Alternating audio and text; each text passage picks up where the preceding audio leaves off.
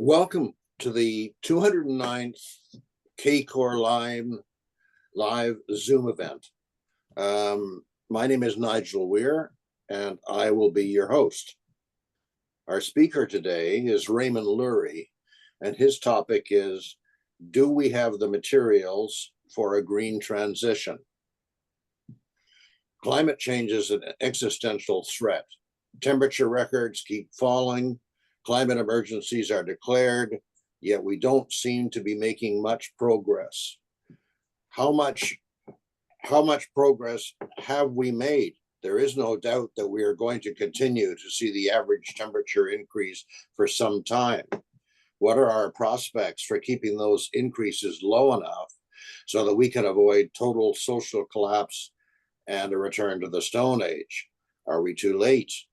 The most recent data, coupled with some analysis and careful forecasting, shows that there are some paths that would substantially limit temperature increases and create conditions for a soft landing.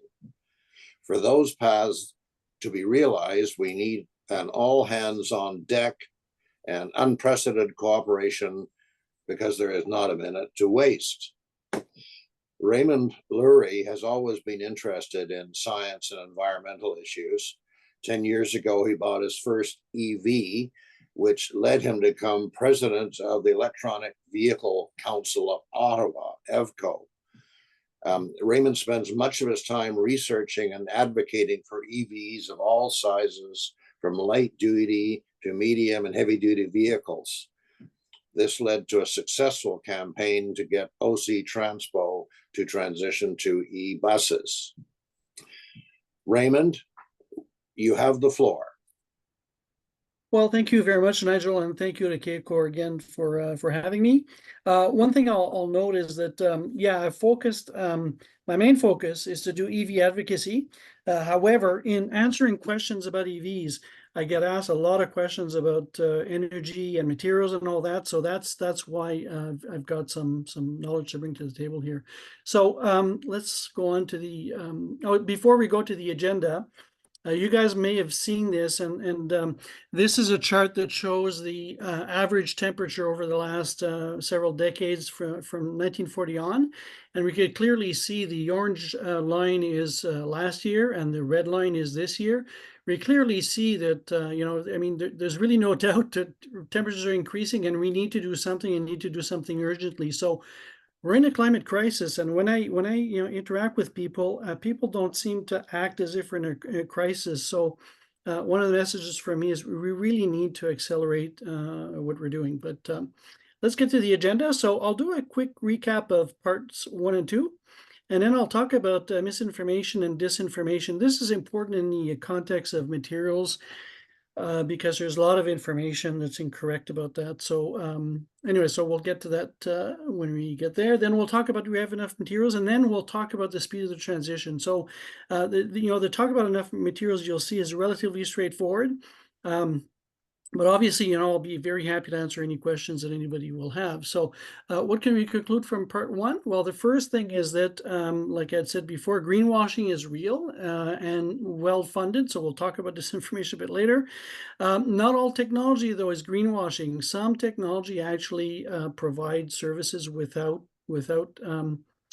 generating greenhouse gases, right?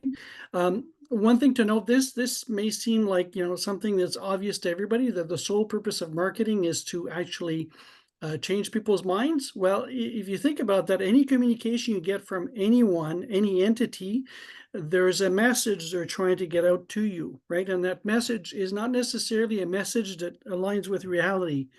Okay, it's because they're trying to change your mind or trying to influence your opinion. So another thing we saw is that the International Energy Agency and others, but the IEA is a bit of a problem, because governments use their data and their forecasts to make policy. But what we saw in the previous first session is that the IEA is very bad at predicting the future, and they always overstate the challenges. And actually, even though they're forecasting a slower transition than what I believe will happen, there's a lot of entities there that are pushing them to do the opposite and holding them back into, essentially arguing that their forecasts are way too aggressive, but I believe that they're the opposite. So if you look at solar, wind, and batteries and EVs, we're seeing rapid and accelerating adoption. And again, much faster than what the IEA and other entities have said. Okay. And the point I made with that slide with the graph there is that we have to take action. The status quo is bad. If we keep on burning stuff as we are right now, the planet's going to fry. So we really need to do stuff and do it urgently. So from part two, one of the things that I didn't say it, I believe, in this way specifically, but if you look at what Michael Liebrich has been saying, he says there's really no hard to abate sectors anymore. Okay, so what does he mean by that? He means that for every single sector of the economy that's creating greenhouse gases, we have solutions that apply. So the point is, well, let's get to it and apply those solutions and do all the R&D required to get there, right? So what he's saying, what Michael is saying is it's an excuse for inaction to say that certain sectors are hard to abate.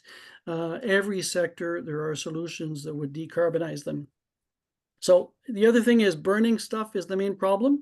So here I had petrochemicals in there before, but actually petrochemicals would be the wrong word. But if you look at plastics and other chemicals that we use for, whether it's lubricants or whatever, there's all sorts of other things we do with crude oil, right? If they're not burned, it's less of an issue. Not that we don't have substitutes that will allow us to substitute the fossil fuel precursors that we use to make those products. But given that they're not burned, it's less of an issue. And to me, it's something that we should maybe work on for other reasons, because fossil fuels production and all that causes lots of pollution and things of that nature. But for greenhouse gas and climate change point of view, it's not a priority, right? The other thing to note is, ironically, with plastics, given that they're very stable, this is a problem in some applications. So if you look at where we're seeing in the ocean with an accumulation of lots and lots of plastic, which is undesirable, right? So we would like that plastic to biodegrade or something. However, if we're putting that plastic in a landfill, I would argue the last thing we want is for that plastic to biodegrade. What we want it to do is to stay there stable and sequester the carbon that's in it, because any form of biodegradable plastic will result in some CO2 and other gases getting back to the atmosphere. Okay. So again, we have the technology for every so-called hard-to-abate sector. So, talked about green cement, steel, various chemicals, shipping, and aviation. So we have solutions for, obviously, solutions for other things like heating, energy, transportation. What's missing? Well, the big things that are missing is solutions for long distance transport that are less than ideal. So SAF is sustainable aviation fuel.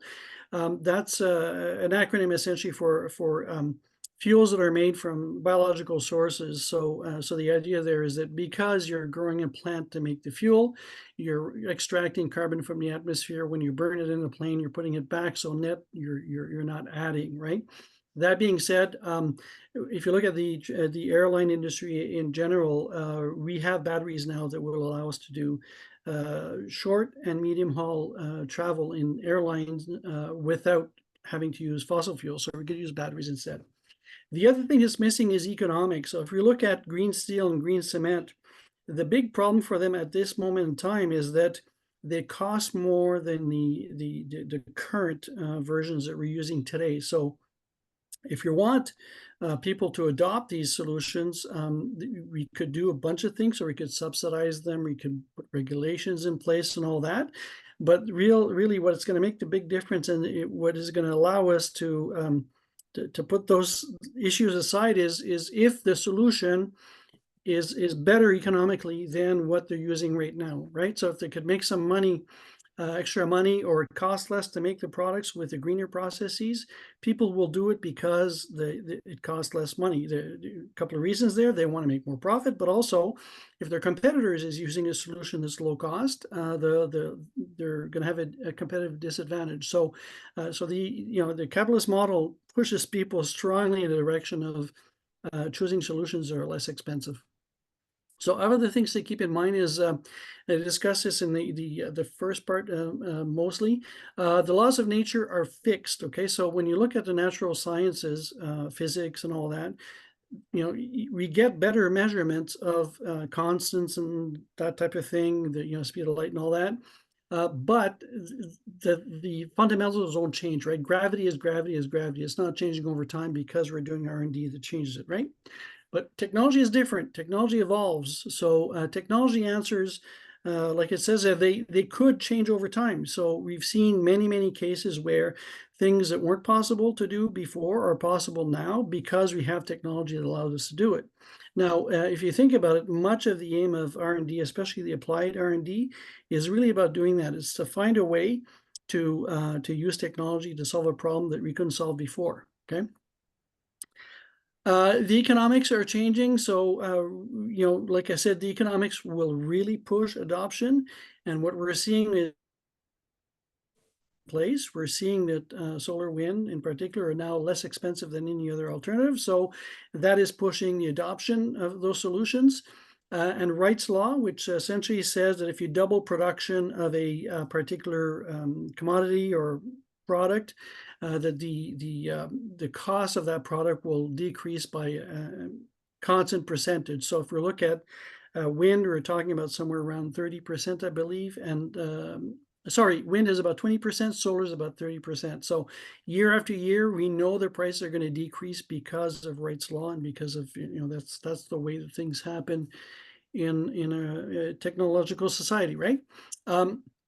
One other thing to keep in mind is that accepting defeat is indefensible in my opinion. So if you look at various scenarios where we don't do much or we decide to forego technology, well, there's some people who will be on top of the heap, and that's really us, right? The rich countries with the knowledge of technology, the money to do things, but the people who have not contributed the least to climate change are the ones who are going to be paying the price, right? I don't think that's acceptable. So let's go to disinformation and misinformation. And I've shown this before, this bus on the right-hand side there. It says that it's the first carbon negative bus. Well, if you know anything about buses and transportation, you know that that's impossible. It would have to be sucking up carbon. This, by the way, it's a compressed natural gas bus. So it would have to be sucking up carbon as well as burning carbon to be able to be negative. So it is not negative. So this is actually a lie. It's disinformation. Seeing this, as I've said before, this transition is really an existential threat for the fossil fuel industry. They see the writing on the wall, and what they're trying to do is they're trying to slow it down. So they hire the best PR firms in the world. And again, these are the same people who told us cigarettes didn't cause cancer. And if you want to see how that has worked out over the last 5 or 6 or more decades, there's a good book called Merchants of Doubt that was published about 15 years ago, I believe. And it explains why and how this was done over the years. So it's clear they're doing what they can to slow it down, right? So you've seen that this is one of my favorite sayings is don't ask a barber if you need a haircut, right? So if you ask the fossil fuel industry how much oil we'll need in 2050, you're asking the barber and he'll tell you that you need a haircut, so we need lots of oil, right? So you should never assume that you're being told the truth in a context like that. And I'll use a specific example here that I think drives the point. So Ford, the auto manufacturer, they've been saying publicly that they lose lots of money on every EV they produce. Okay, I've heard numbers as high as $100,000 per unit. Now, if you think about that, you know something about the auto industry. Producing a new vehicle essentially costs on the order of $1 billion. Order of magnitude cost is somewhere around $1 billion. For the first EVs, it's probably a lot more than that. But let's say we assume $1 billion and we amortize that over 100,000 units. Okay, so we're going to sell 100,000 EVs, amortize at 1 billion over that. Well, that's $10,000 per unit. Okay, now if you play accounting tricks, you could change that and you could decide to amortize it over 50,000 vehicles instead. So that's 20,000 per vehicle that you're assigning the cost on every vehicle, right? Now, like I said, the cost of the first EV was probably more in the order of, by the time you look at the factories they've built, retooling, and all the research they did for a new powertrain, you're probably talking somewhere around $5 billion. So if we say $5 billion at 100,000 units, that's $50,000 per unit. And if you're talking leveraging those or spreading that over the 50,000 units, well, you're at $100,000 per unit. So when Ford tells you that they're losing money on EVs, they have a reason why they're saying that. And my belief is actually, if you do the calculations and you actually figure out how much they spend to build a vehicle, and an EV in particular, they can't be losing as much as $100,000. It's impossible when you actually do the math. So they're manipulating the data for their own purposes. Why would Ford do that? Well, there's a bunch of different reasons why this is something that Ford wants people to believe. In negotiations with the union, they're saying, well, this is what's happening globally. We're transitioning to EVs, but we can't make money at it. So maybe your demands for wages should be lower, right? The U.S. government right now, and Canadian government actually is also providing $5,000, but U.S. government is providing $7,500 incentive for new EVs. Well, if Ford isn't able to make money, then maybe those incentives should stay there for longer. Maybe they should be bigger, right? The governments are also imposing mandates, sales mandates, and private industry. What they like the least is any kind of red tape. That is red tape. It is things that are being imposed on the industry. They don't want that, right? So for a bunch of reasons, Ford has an interest in getting people to think that they're losing money big time on producing EVs and selling EVs. Okay. The other thing that becomes a problem is that sometimes your friend is your foe. Okay. What I mean by that is, if you look at the nuclear industry in particular, there's been a lot of renewables bashing from the nuclear industry, without getting into details, the nuclear industry is trying to make a case for for itself, right? So what it's doing is it's talking about other solutions in a bad way to make nuclear look as a better solution, right? Or more favorable solution. Toyota is another example. Toyota right now is they're actually lying to the public about self-charging EVs and things of that nature, and they're claiming things that I won't discuss here. But they're claiming that plug-in hybrids are the future, et cetera, et cetera. Well, again, I won't discuss it here today, but that is not what seems reasonable to believe, and they're the only ones saying that anyways. So it is what it is, right? So other things you hear, so we need a diversity of solutions. We hear that a lot about production of energy. Okay, well, usually you hear about that from the other solutions that want to be in the mix still. And here again, the nuclear industry is there.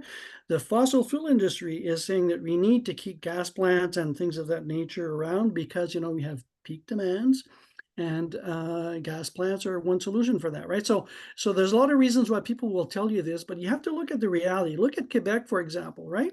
Quebec, for until recently, now they have a fair amount of wind, but until recently, they used essentially 100% hydro. So do they need a diversity of solutions? Maybe they need a diversity of dams, so different dams. So if one transmission line goes down, that they have power from elsewhere, but they don't need anything but hydro in their case, or didn't need that until now. They're going to wind because wind is cheaper, actually. Okay. So lots of misinformation, disinformation out there. I'll give you another example that highlights the point. So essentially, when misinformation or disinformation is being fed, they start with a grain of truth, and they distort and exaggerate the impact with regards to that particular thing that they're trying to speak against, right? In this case, EVs. So the example that I like to use is cobalt on child labor in the Democratic Republic of Congo. So there was a report written by Amnesty International saying that they found child labor in some of the artisanal mines in the DRC.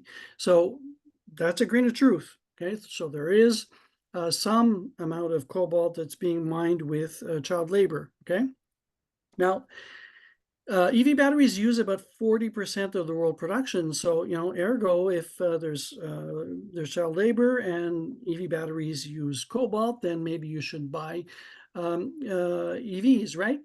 Now, no reasonable person, in my opinion anyways, likes child labor. So it's not a question of, we should have more child labor. Somebody should do something about child labor. It's not the issue. But what the people who propose this narrative say is that you shouldn't buy an EV because cobalt means child labor, okay?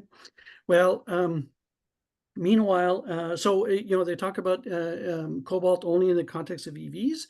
And meanwhile, there's other things where there are bad working conditions that are known to exist, and we accept that anyways. Now, I'm not saying it's a good thing to have bad working conditions in sweatshops and all that, but it's not an EV specific problem, right? Now, if you look at the context a bit more broadly, what they don't tell you is that smartphones, laptops, etc., so portable devices, they account for about 30% of world production of cobalt. So that means that the device you're using to watch this event here, this webinar here, probably has more than likely has cobalt in it, right? So right? The oil industry uses cobalt to refine petroleum. Okay, so they use it to remove sulfur from petroleum. And if you dig a bit deeper, there's a newly popular, I guess, kind of battery, LFP, lithium iron phosphate, which has no cobalt, and it's rapidly taking over the market for EVs. So if you look at my latest EV that I bought last December, it's got LFP batteries, it's got zero cobalt, okay? So if you look at the reality of this, and if I was trying to make the opposite case, what I would tell you is if you really care about child labor, okay, if it's really something you want to take action on, well, first thing is you shouldn't buy portable electronics because they all contain cobalt, and they will contain cobalt for some time. The reason for that is that batteries that have a high energy density, right now, they're all nickel and cobalt based, and the energy density is important because you want your portable device to be as light as possible and have the longest battery life as possible, right? The other thing is you shouldn't buy gas, right? If the oil industry is using cobalt to refine petroleum, well, every time you pump any gas, you are indirectly consuming cobalt. So, maybe you shouldn't be buying gas and gas cars. Maybe you should be buying an EV with LFP batteries, right? So I'm taking the same context and giving you the exact opposite conclusion, which actually I think is a more reasonable conclusion. Okay, so the context with EVs is distorted. There's really no reason to think about EVs and cobalt. Not that anybody likes child labor. There's every reason for us to fight child labor, but it's not about EVs versus gas cars. It's irrelevant. So let's go on to, do we have enough materials, and how big is the problem? And this is another place where there's a lot of misinformation. So if you look at the status quo right now, so when you look at a lot of people talk about materials as if we need some material for the green transition that we're not using for anything else, right? So if you look at the reality of right now, the status quo is that we are producing a huge amount of fossil fuels. On the left, you see a picture that shows the Burj Khalifa, which is the tallest building in the world, right? And you see it in proportion with all the coal, the liquefied natural gas, and the crude oil that we consume every single year, okay? So if you look at that, it's a huge amount of resources, incredible large amount of resources, excuse me. And those account for about 80% of our primary energy. So it's a significant problem to replace those. So 20% is other things, nuclear, solar, hydro, wind, and all that, right? But 80% of our primary energy comes from fossil fuels. That's about 21 billion tons every single year, okay? And it's non-renewable. It's also very inefficient. We'll see that in the next slide. And the question we have to ask is, do we need to replace this, and do we need to replace all of this?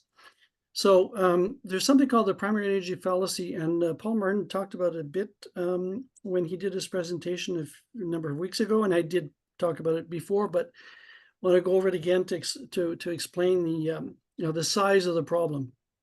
So if you look at this diagram here, it's a Sankey diagram, and on the left-hand side, those are the sources of energy that we have. This is the U.S. in 2022.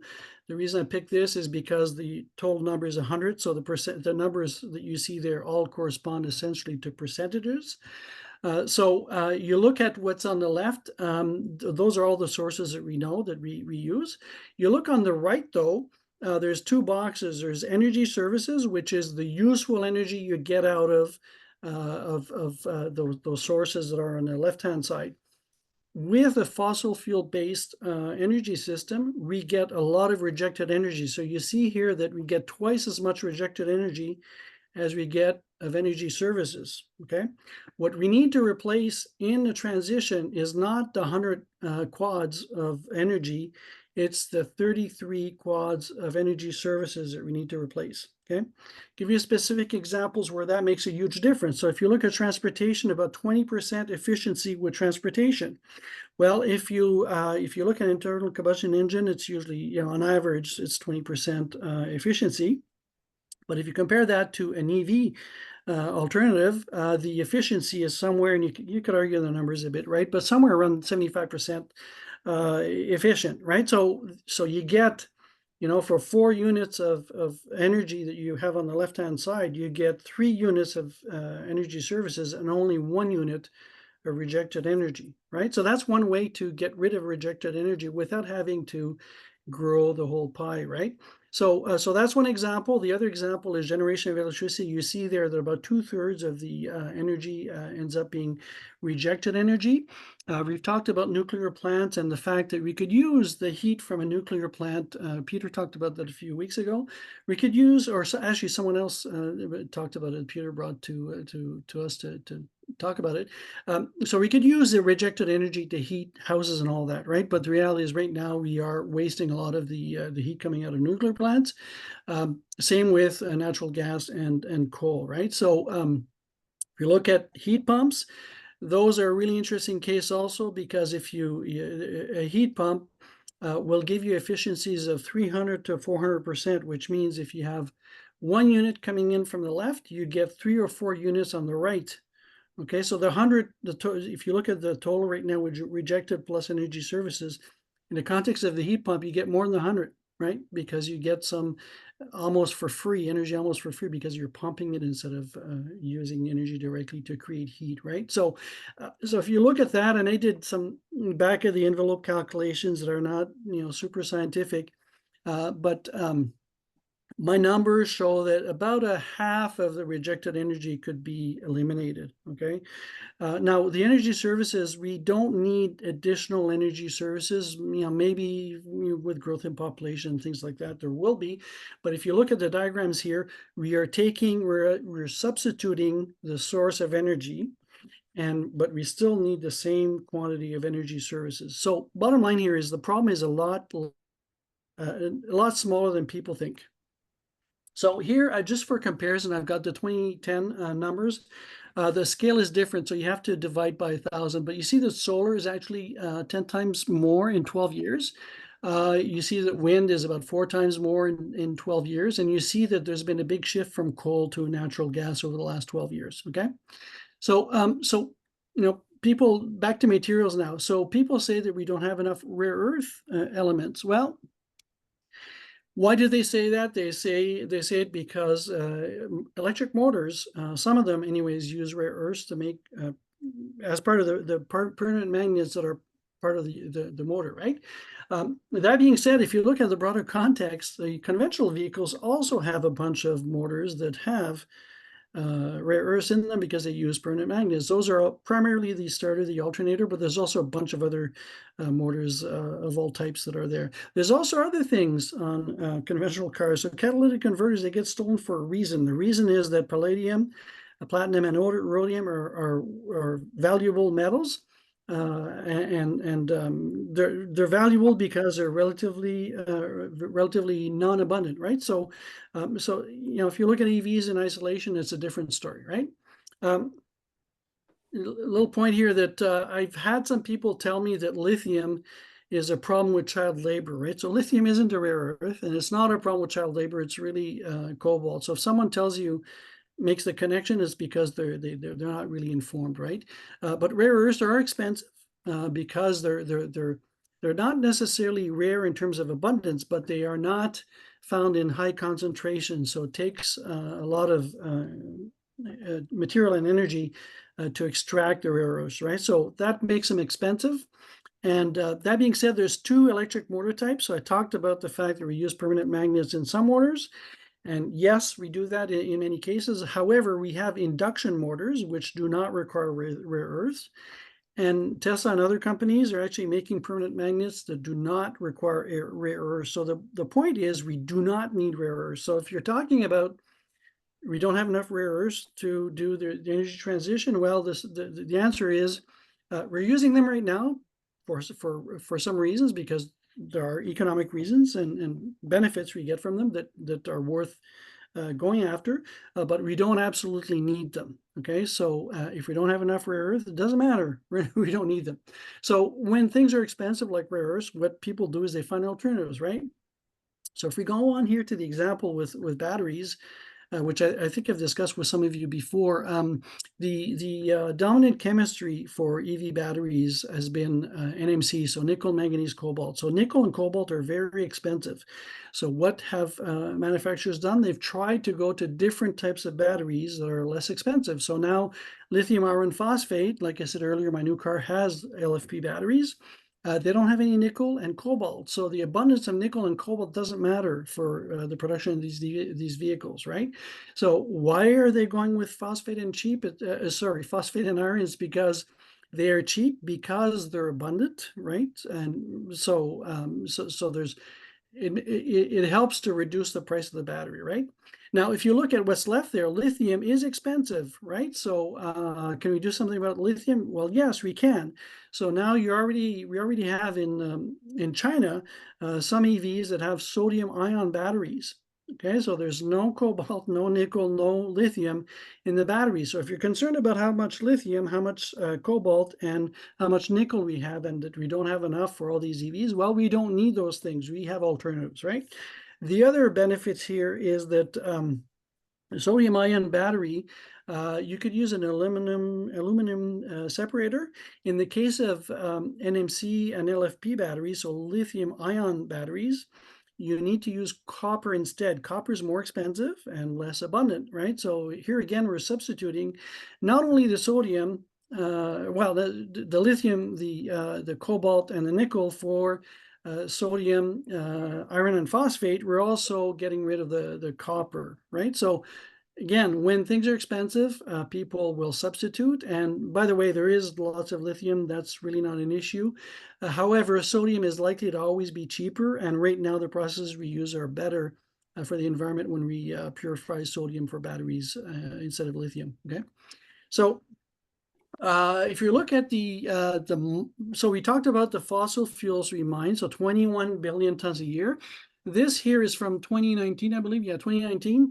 This is what we mine in terms of metals per year, and you can see there that the vast majority is iron because we make steel with it, right?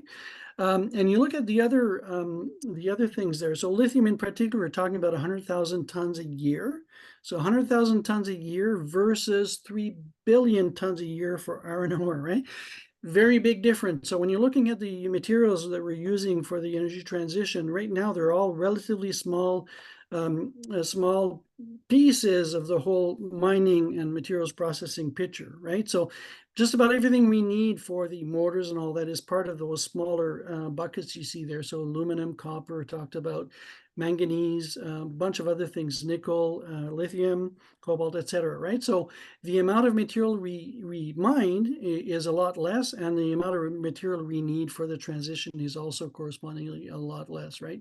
So if you look here, this is on the right-hand side, it's a table that shows, according to one study that was done, how much material we need for the power generation, so the electric generation sector, to do the transition. So, look at some examples. Aluminum, we need about 240 million tons. That's cumulative.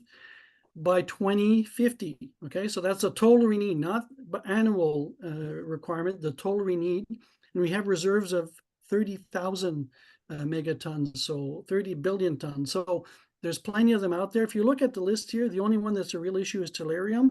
And tellurium, I'm looking at details. There's likely some way to substitute that and not use tellurium, right? So again, rare earths, why do we use them? We use them because the technology we have was based on doing that. You know, motors traditionally have used permanent magnets because they're better. So if you look at the cost-benefit trade-off, those have advantages that that induction motors don't have, right?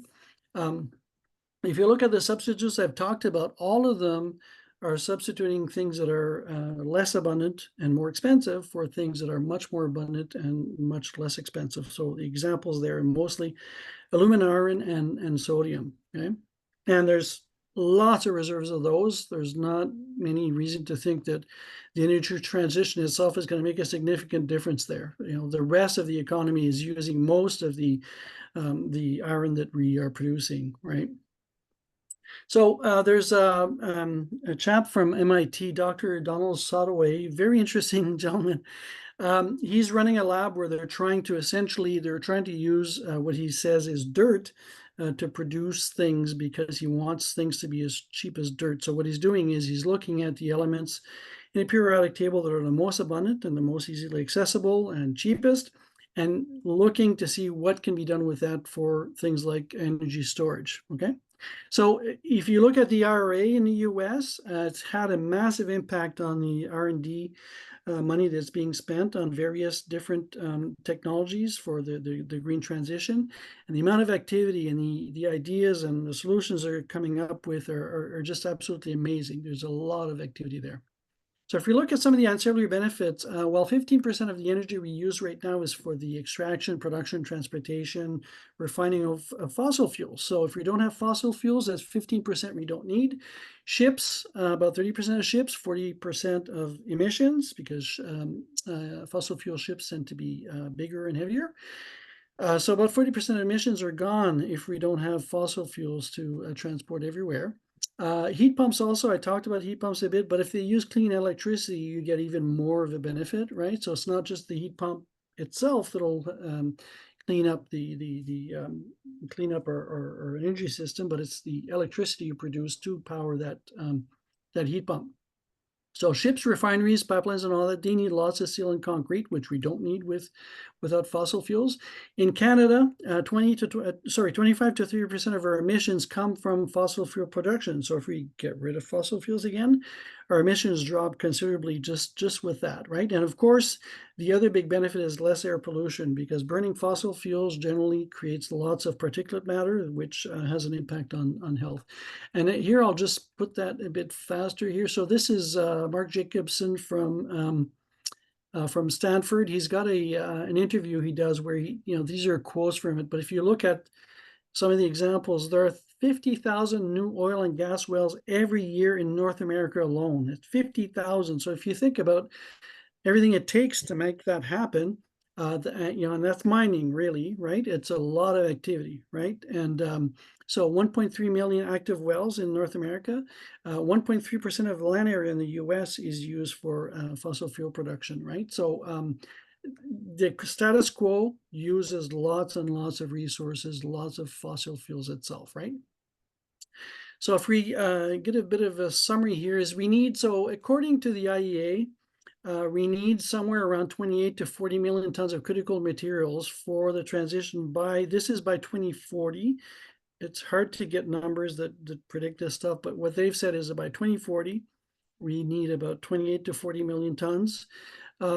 And these are all materials that are recyclable, okay? So contrary to the 21 billion tons that we burn every single year and that are non-renewable, right? So the difference in scale is massive, right? So we need a lot less materials than people are being led to believe. And well, we have enough. If we don't have enough of a particular material, we use substitutes, and we're able to produce what we need that way, okay? So what's driving electrification? At first, it was it was governments that were with incentives and with regulations that were pushing the price down because they wanted to reduce GHG emissions. But now the cost curves have gone down. So now the economics is the new driver. And we talked about this already. So we're already seeing a rapid transition to renewables. And the cost of renewables continues to drop while the cost of fossil fuels will continue to increase. Why will it continue to increase? It's because the easiest sources have already been tapped. So if we want to get more production, it's going to cost more, okay? So we can expect the transition to accelerate. It's already going fast, but we could expect it to accelerate. Now, talking about acceleration, I think I'm going to have to accelerate the presentation a bit. So just a quick example here with how the economics works in the transportation sector. This is a case, real-world case of someone in Newfoundland who took a trip of 910 kilometers, yeah. And the cost of electricity was about $60, okay? And if he would have charged at home, it would have been more like $18. So our rule of thumb is $2 per 100 kilometers. So if you compare this, he claims that it would have cost him $260 for the same trip in a gas powered pickup.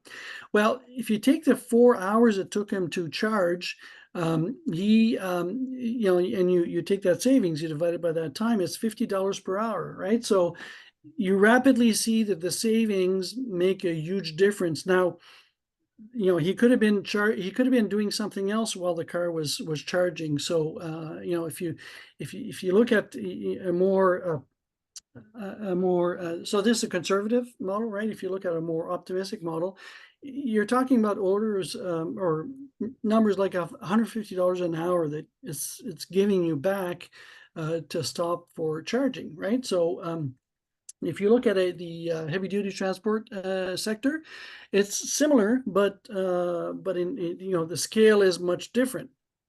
Now, one thing to note is with charging of batteries, what matters is the individual cell. It's not the whole battery that matters. Okay, so if you have a larger EV, you'll have more cells, but the individual cells will take the same amount of time to charge. So we can expect that trucks like this one will eventually take about 30 minutes to charge. So that's not very long. And if you look at the amount of money you save on the fuel, it's gonna become very profitable to pay someone to wait for charging. And again, we're assuming here that the person is waiting. They're not necessarily waiting. If you look at the last point there in Europe, they have to take a 45-minute break every 4.5 hours or less, which is plenty of time to recharge the vehicle, right? So really, it's the charger capacity, this limit, and I'll skip this a bit here because of time. So the economics is going to drive the rapid electrification of the heavy-duty transportation system. I've personally talked to fleet managers that are chomping at the bit to electrify because they know it's going to give them a big advantage, right? Just an example here, Volvo, they have a truck that does 275 miles available today, okay? I will skip that. I'll skip a few things here to get a bit closer to the end a bit sooner. Hold on a second here. Like usual, I've got way too much material. So how fast can a transition happen? I skipped over the part about EVs, but what we know is that going essentially from 0 to 100% market share takes about 10 years, so it's very fast.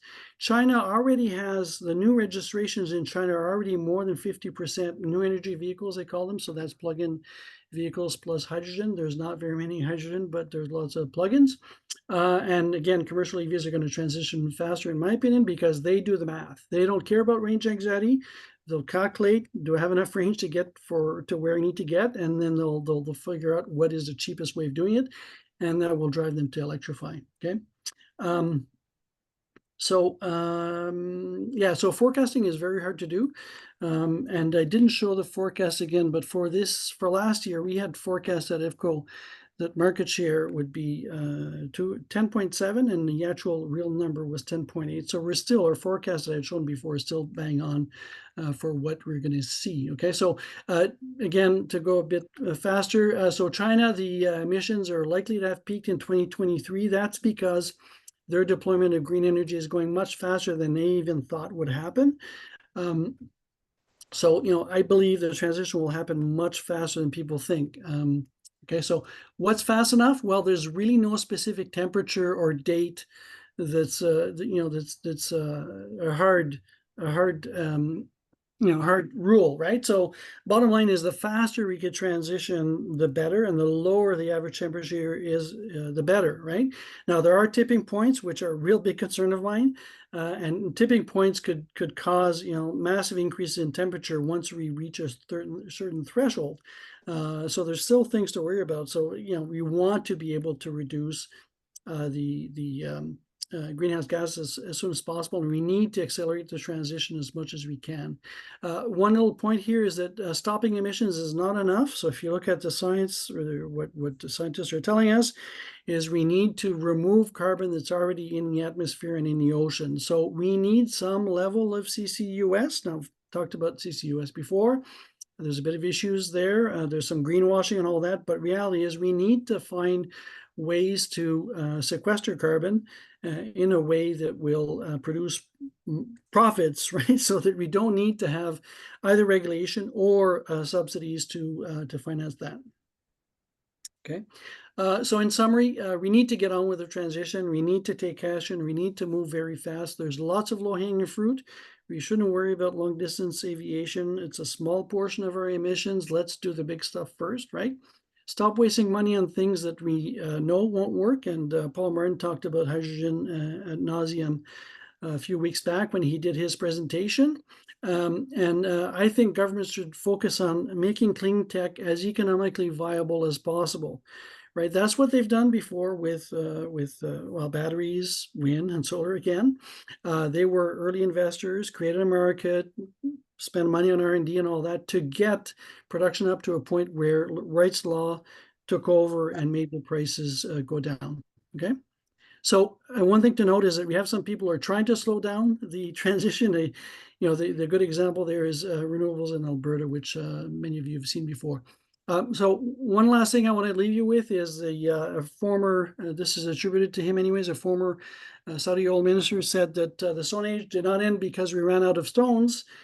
And the oil age will not end because we run out of oil. Okay, and if we're going to hear from Charlie Hall in a few weeks, and I think he's going to tell you that we don't have as much oil as we think we have. But from my perspective, that's good news, because if we don't have the oil and the fossil fuels, we can't burn them. We can't add them to the atmosphere. We have to figure out something else. Also, if there is a lack of supply, that means prices will be higher. So right now, one of the issues that we're seeing is as we substitute cleaner technologies for fossil fuels, the price of fossil fuels should go down, which means that demand may increase. So there's a bit of an issue there. So if there's less supply and it allows us to have higher prices, that's actually good for the transition. And if you want a proof point of how fast we could go, look at what the impact of the Ukraine war has had on Europe. They've done some massive changes in their energy profile within a few years. And, there's no reason why we can't do that in other circumstances. So that is the presentation, and I'd be happy to take any questions. Thank you, Raymond. You've certainly given us an adequate, more than an adequate amount of information so that we can have a good discussion. It's interesting, the last point you raised about high prices for energy cause pain, but can have benefits. And I've made me think back to what was it, the Middle East oil crisis in the 70s. And that was when the American car manufacturers finally started making small cars. But anyway, the first question is from Art Hunter, who's asking about BYD, and this is actually something that I was going to put forward to a discussion point. He would like to know the battery technology in the BYD cars, and what do you think about the possible, probably quite likely, tariffs on imports to Canada? Yeah, I could talk about that for a while, but I'll try to summarize my thoughts on that. So BYD is a fantastic car company. They make excellent, like really world-class vehicles. So I would love to see them come to Canada. They've announced that their intent, and I'm hoping the government doesn't prevent that. In terms of chemistry they're using, I know they're using lots of LFP, but I can't tell you exactly what else they would be using. I would not be surprised if they had some sodium ion in the mix, but it's my understanding is it's mostly LFP that they're using. But again, for the tariffs, I would hope that the government is a bit more reasonable than what we've seen in the US. In the US, they've imposed 100% tariff on Chinese vehicles, and they're talking about limiting imports of software that's made in China for security reasons. So anything that will reduce competition is going to result in higher prices, right? And right now, you talked about the oil crisis causing auto manufacturers in North America to build smaller cars. Well, one of the issues we have right now is we don't have very many small EVs, and there's, in my opinion, a great demand for that. And BYD does produce some excellent smaller vehicles that would be fantastic for our market here. Yeah, I just wanted to add, in my way of thinking, the concept of taking an affordable EV and putting import duties on it so it becomes unaffordable doesn't make a lot of sense to me. But maybe there's some people in government where that makes sense, and I think we need to get a little more people looking at the entire picture here. One other question though that was you didn't address, and I'd like your thoughts on when we are likely to see vehicle to home connections and vehicle to grid connections, because that can make a significant advantage in virtual power plants and things which I'm interested in. So there was actually a webinar with EV Society yesterday. I don't know if you were on it yesterday, No. Art. So it's recorded, right? So you'll be able to look at it. And Professor Jeffrey Don was on there. Oh, good.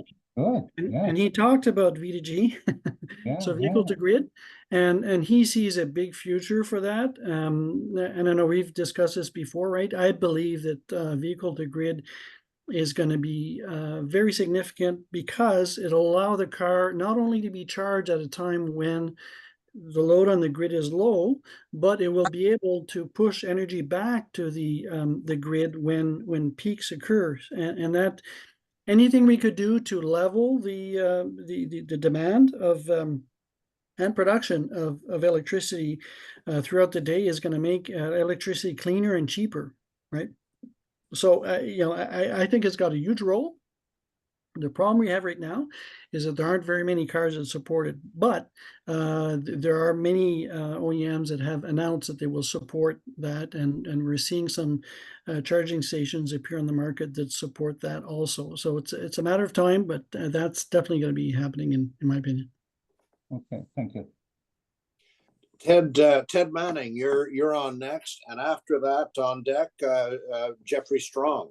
You will have the floor. Thank you very much, Nigel and Raymond. I'm going to have to run in a minute, so somebody else will give you the formal thanks, but I will say very much thanks right now. I very much like the approach that you take every time, which emulates a systems approach. You identify the role of electrification and of EVs, a very practical thing within the whole systematic area. And what is always challenging is that there are trade-offs. There is no free lunch. And I think the more that the CACOR can do to identify these trade-offs, nothing is going to ever be perfect, but we can try. And it takes people like yourself and others to identify the linkages and where what we do causes good and where we could well challenge the system. And if we don't know that, we are taking rather idiotic decisions. So thank you very much for your presentation. I got to run because I got a repairman coming in about 5 minutes. So I'll hang around as long as I can, but thank you ever so much. You're welcome. Just a quick comment on that, right? We have lots of discussions, and people are doing lots of stuff within CACOR. I guess one of the messages that I'm trying to get across is we have some areas where we need to do work, right? So, Yeah. again, wind, solar, and EVs, that's happening. It's going to happen anyways. It's great that we could accelerate it. But if you look at CCUS, right, we have problems there. Most of the solutions that are being proposed are not really good solutions. And there's also, areas like cement and steel where we have proposed solutions that are not Yep. yet economical. So there's a lot of work to do to get to solutions that will actually be applicable in the real world, right? And Right. I think we need to focus more on that and try to make as much progress as we can, as fast as we can. Well, if we ever understood and actually did full cost accounting for anything, we would be there. Because quite frankly, everything we do harms the environment or society or other things in some ways for which we do not pay and for which we are not held accountable. And Correct. many of us working in the field have tried to push this for a while, but obviously it's politically unpopular. I want my garbage to be free. Thank you. Yeah, so that's a big problem with any kind of waste, not just Yeah. greenhouse gases, right? So Oh. and again, I think the role of government is to we don't want government necessarily to pick technologies, but we want government to help the technologies that look promising get to a situation where they will roll out by themselves because economics will favor them, right? Mhm. And without subsidies and without regulations, because if you have to have subsidies and regulations, you get a government change and that goes away, right? So again, with the example of wind and solar, it's happening by itself because it's the cheapest Yeah. way of doing it. So no matter what governments, they could slow it down, but ultimately it's happening, and it's not a local Canadian phenomena. It's a global phenomena because everybody else has got energy that they need to produce, and the costs are similar for them, right? Thank you again. Jeffrey Strong, your question, please. And Dave Doherty, I'm not sure if you want to add to, you've made a comment about petroleum petrochemicals. If you'd like to add to that, you could do that after Jeffrey. Yeah, this goes back to what you said earlier about plastics. I wasn't quite sure from what you said whether you were for or against, but I guess one question is, can we do without plastics? And then later on, I asked, do you know what percentage of fossil fuels go into plastics? But Dave answered it for me. He says about 9% of oil goes into petrochemicals.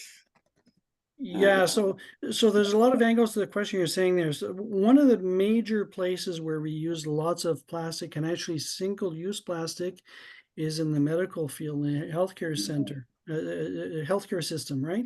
So you think of needles and all the other stuff that they use for sanitary reasons, they're single use, and a lot of those are plastic, right? So, can we eliminate those? No. It's hard. Now, the other question is, can we use something else than oil to produce those? The answer is yes. Now, why do we use oil? It's because it's the cheapest solution. So if we have people working on this enough, I'm sure we could find ways of reducing the cost of alternate solutions to the point where we won't need to use oil. But again, from my perspective, if we're not burning the oil, I see it as less of a problem. There's still other problems because there's leakage, there's all sorts of other stuff. But if it's not being burned, it's not adding GHGs, right? And again, to the point, just to be clear about the plastic, I'm not for or against plastic, but what I'm saying is, if you think about it, think out of the box a bit. One way for us to sequester lots of carbon, if this was economically viable, would be to transform it into some of the plastics we use currently today that are very, very stable, and stuff them in, a salt mine or something, right? The plastic will stay there for a really long time, right? So if you compare that to enhanced oil recovery, where you're taking CO2, pumping it down into the earth and using it actually to produce more oil, which is a bit of a problem in itself, but also you're not transforming the CO2, you're leaving it the way it is. So there's a chance that it will leak out eventually and just go back into the atmosphere, right?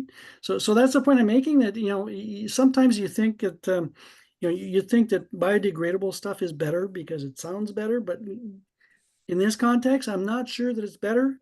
That being said, like I said, the oceans, there's a problem there. We don't want the plastic there to stay forever.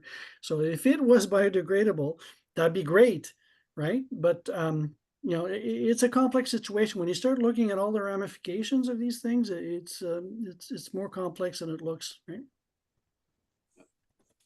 Okay, Dave Doherty, do you still have something to add on that question of petroleum?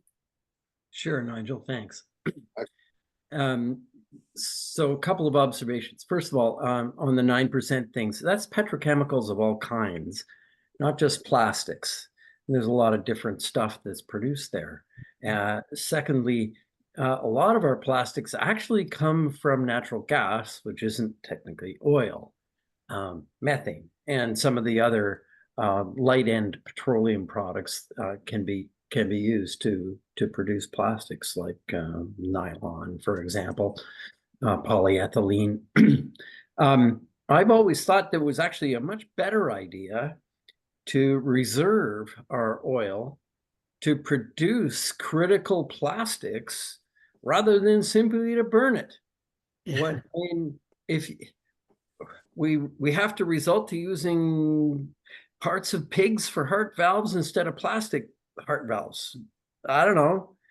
Doesn't make a whole lot of sense to me, and that would upset a lot of people if they had to contemplate, well, either die or take a heart valve made from a pig or extracted from a pig. It's not much of a choice for some people.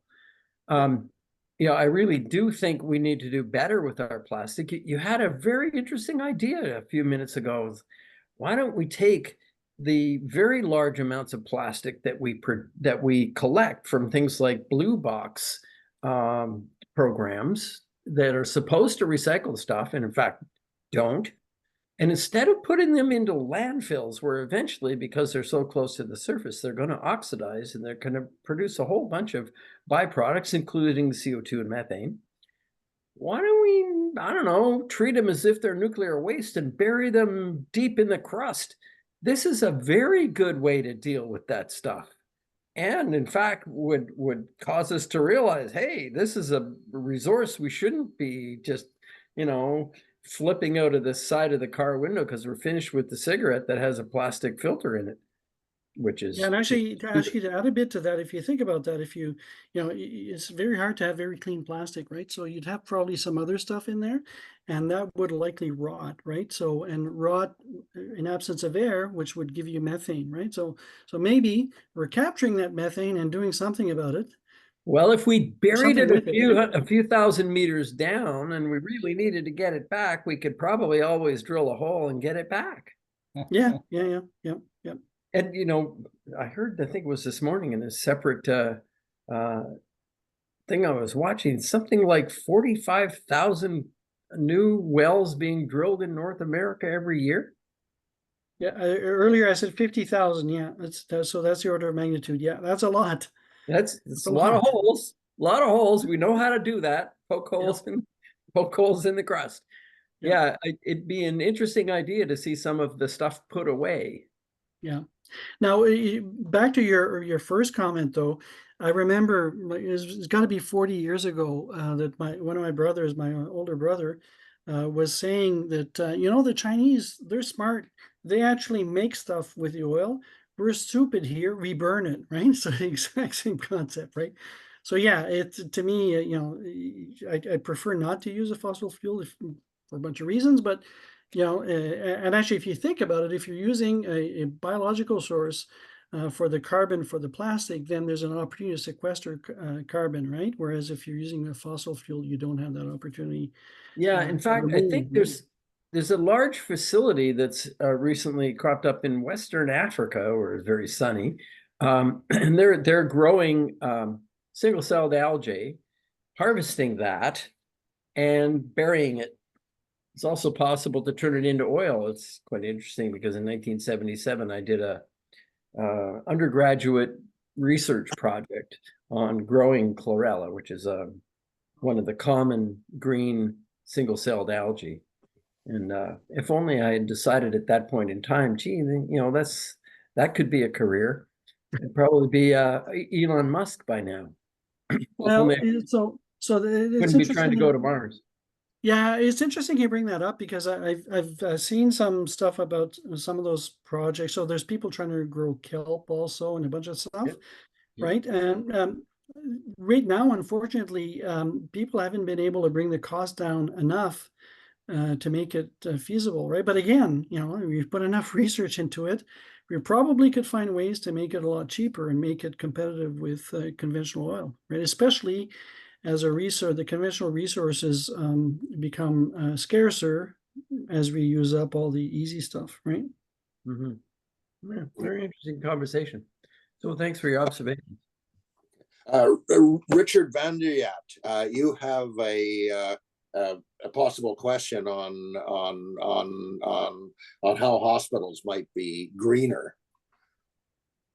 And Art, you're beyond deck with another question. Richard?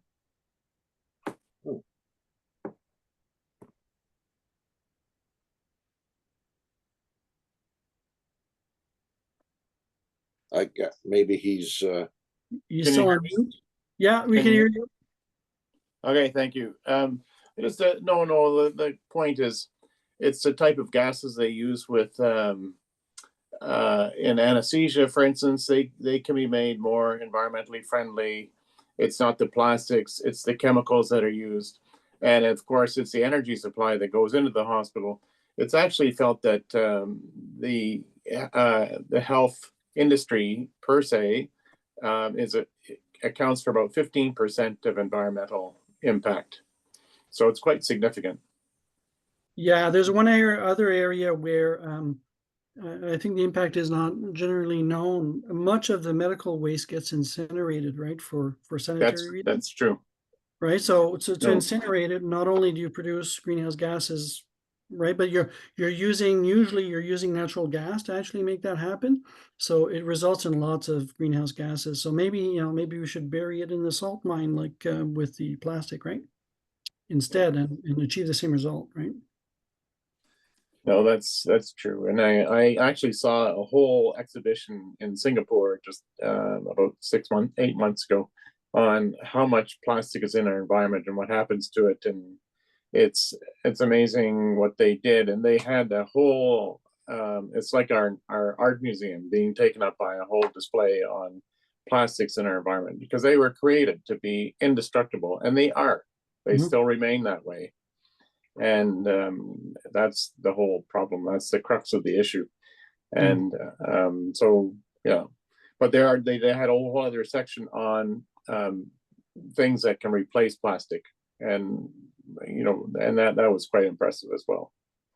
Yeah, and there's a lot of research happening there. But again, I think that the issue that's the biggest problem right now is any alternative to using oil for that is more expensive. So or oil or gas, right, is more expensive. So we need more research to make that competitive, right? Yeah, so true.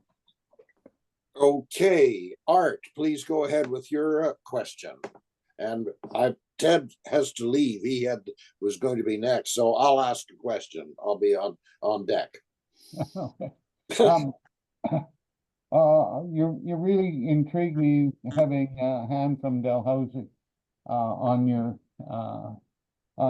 presentation to the club, and I'm particularly interested in the use, or at least the lifetime of an EV battery if you treat it rightly, nicely, slow charge and slow discharge, and never take it below 20% or over.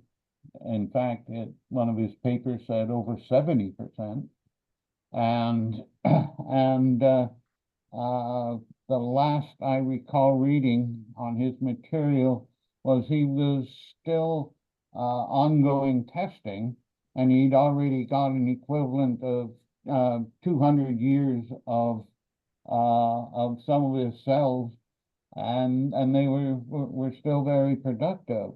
And the associated with that as well, when we're talking about materials, that ultimately we hear a lot of misinformation about how EV batteries have to be changed out every 70,000 kilometers, or whatever the number is that the misinformation is carrying.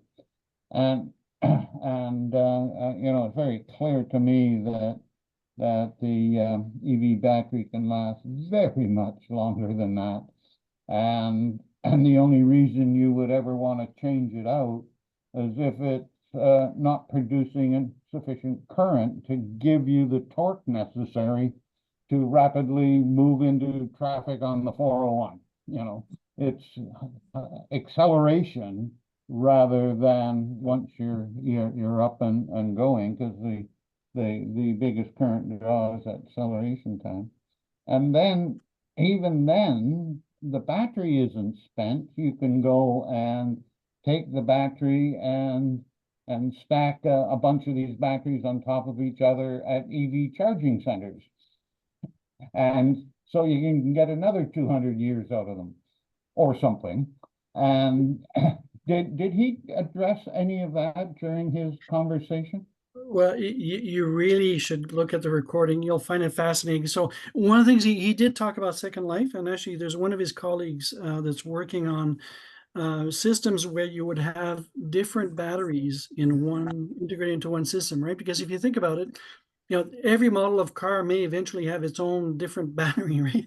How do you make those work together in a static storage application for Second Life, right? That's an engineering challenge, but those guys are working on that to figure out how to make that feasible, right? Because that's the thing I thought would be an issue with Second Life batteries.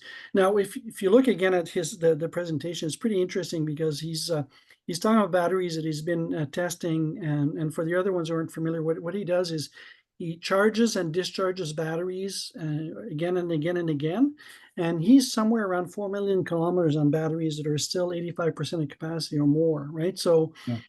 So it's amazing how much life he's getting out of these batteries, and this is reflective of what we have in our vehicles today, right? So yeah, batteries are going to last even longer than even longer than most optimistic of us thought. They're you know, you could expect batteries to last in the order of 50 years or more, right, and have some use for them. So it's pretty amazing. So it's you know, and people say, well, we need better batteries. Well, not really. We really have good batteries already. It'd be great to have more density and have batteries that charge a bit faster. But you know, from my perspective, what we have right now is fantastic, and it's only going to get better, right? Excellent. And you're saying that the his presentation material is going to be available on EVCO site? It's going to be available on the EVS YouTube channel. I should see it pop up at some point. I'll let you know when I see it. Okay, good. Appreciate it. Thank you. So Raymond, you've done a great exposition on, you know, showing the resources we're now using and what we would use in, you know, metals, for example, with the transition. My comment would be that I think a lot of the negative will be from the environmental aspects of mining, and we do hear about that in discussion about the Ring of Fire on the pros and cons there. What do you how big a force do you think that will be? The concern over, you know, the environmental effects of metal mining and so on. Well, so there's a lot of issues there. People generally don't like to have a mine in their backyard, right? For a bunch of good reasons, not just because they don't like the look of it, right? It's because they're concerned about stuff leaching from it and all that, right? So there's good reasons not to want more mines than we need. However, if you look at the alternative, if we keep on going the way we are, we're drilling in North America alone 50,000 wells a year, right? There's 1.3 million wells active right now in North America. That's a lot of space being used by the oil and gas industry. And you know, you may have seen stories, and normally we don't hear about it because, you know, somehow it doesn't make the news much. But you may have heard of people complaining about flaring in the west of Canada, where the flaring was causing some problems, health problems for people around there, right? There are impacts from these fossil fuel mines that we sort of accepted over time, like we've accepted the emissions that come out of our tailpipes, because that's been like that for decades. But You know, the idea is that really the mines we need for the transition we need a lot less than we need for the status quo. So it'll result in an overall decrease in mining, right? So that's the way that I explain it, and the reason for that really is pretty straightforward. If you're doing anything with fossil fuels, you need conventional mining, metals and all that, but you need fossil fuels. Whereas when you do clean solutions, you mine the stuff once, and the fuel you don't have to mine. You get the sun or the wind for free, or the water if it's hydro, right? So that's why there's such a big difference, right? Because you need to feed lots and lots of fossil fuels for these plants to run. Good point. Good point. Richard Vanderjagt, you have a question about battery capacity, and then on deck would be Claude Buechner with your question. Well, mine's very simple. I just want to know, how do you know what your battery capacity is? And your EV you're talking about? Yeah. That's probably a question we should take offline, because it depends on a bunch of factors, including the car that you're using.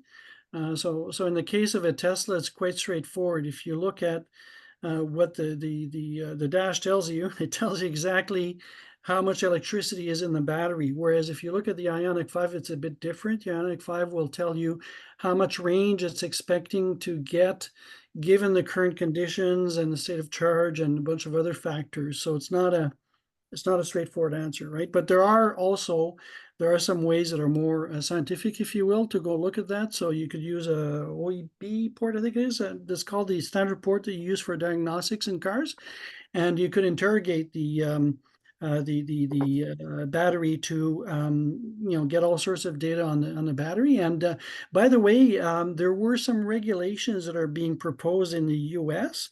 where this kind of stuff would be standardized. And what the regulations are trying to do is that when you look at something very simple like what's in your dash or one of the menus that's easily accessible in your car, you'll be able to get that kind of information.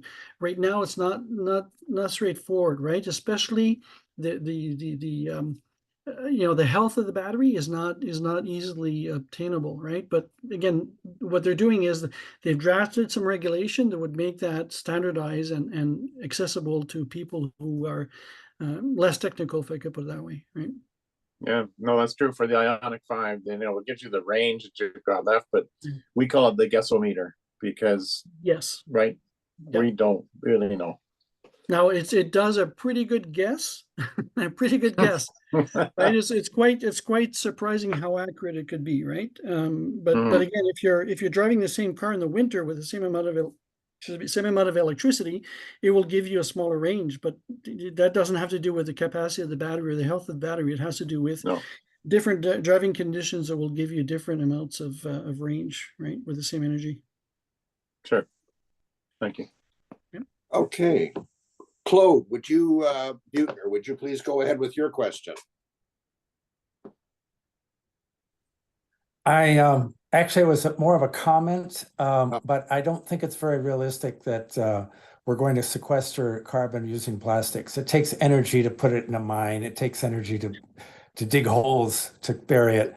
And I was making the point, as well as a self-serving link to a video I did on this subject, because people, if you look at YouTube, people in the global, shall we say, South, the underclass, the global underclass, is already mining for food and for recyclables that have some value that they can, that's their job. Some of the people actually exist on that. So I'm extrapolating that, I think, in the medium to late unraveling, when things do fall apart, people will be burning plastic. If you're freezing to death and you know that you're near a landfill, you'll start mining. Maybe you'll have an underground home right at the edge, and and yes, it'll cause cancer, but I'm actually going to freeze to death tonight if I don't burn something. So that's my comment that I will turn into a question. What do you think about that? Lots of thoughts. So you're right. There's an issue with sequestering carbon that it takes energy to get it there and all that, right? Now, if that energy is clean energy, then it doesn't result in more GHGs, right? But you're right. There's it's very easy to say you could do it that way, but I haven't run the economics. Nobody's tried it as far as I know, so we don't know what the real impact would be, right? Now, when you look at burning stuff, mining, landfills, the stuff you get in landfills is it's typically wet for one thing, so it's not easy to burn. And if you look at burning wood instead of plastic, that could cause cancer too, right? So it's the plastic is probably worse, but that could cause cancer too. But again, another observation there is my brother who said this thing about China. They're smart. They do stuff out of the petroleum and don't burn it. He had a similar thought with landfills, is that if you look at some of the older landfills before we did any kind of extensive recycling, it might be worth actually mining those landfills to get the metals and other stuff that's in there that would be valuable, right? Is it economically justifiable? I don't know, but some of the older landfills, we used to throw out everything. We wouldn't recycle steel and all that. We just throw it out, right? So maybe it's worth mining that. Thank you. Thank you.